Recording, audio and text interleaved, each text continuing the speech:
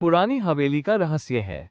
उत्तर भारत के एक छोटे से कस्बे में एक पुरानी हवेली थी, राजपुर हवेली। लोग कहते थे कि वहां रात को अजीब अजीब आवाजें आती है, खिड़कियां अपने आप खुलती बंद होती है और कभी कभी तो कोई परछाई भी दिखती है। लेकिन 18 साल के अविनाश को इन बातों पर यकीन नहीं था। वो एक होशियार और साहसी लड़का था। उसने तय किया कि वो खुद जाकर देखेगा कि इस हवेली में क्या सच में कोई रहस्य है या सब अफवाहें हैं। एक दिन शाम को जब सूरज डूबने लगा, अविनाश टॉर्च और कैमरा लेकर हवेली में घुस गया। अंदर सन्नाटा था। चारों ओर धूल, जाले और टूटी हुई खिड़कियां थी।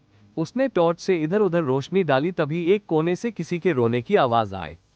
उसकी रीढ़ में सिहरन दौड़ गई, लेकिन वह रुका नहीं। वो आवाज की दिशा में बढ़ा और एक कमरे के पास पहुंचा, जहां दरवाजा आधा खुला था। उसने अंदर झांका, कोई नहीं था, लेकिन जमीन पर ताजे कदमों के निशान थे। अविनाश ने साहस करके कमरे में कदम रखा। तभी दरवाजा जोर से बंद हो गया।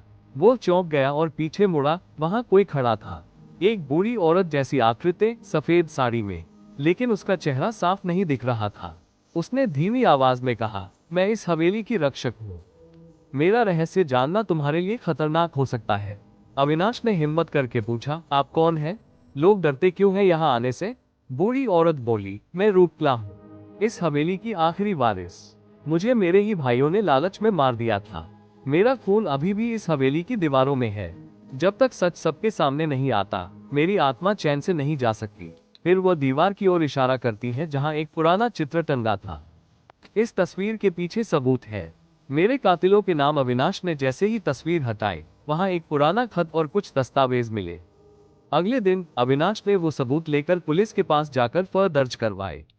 हवेली की सच्चाई सामने आ गई। रूपकला के भाइयों को सजा मिली और हवेली को सरकारी संरक्षण में ले लिया गया।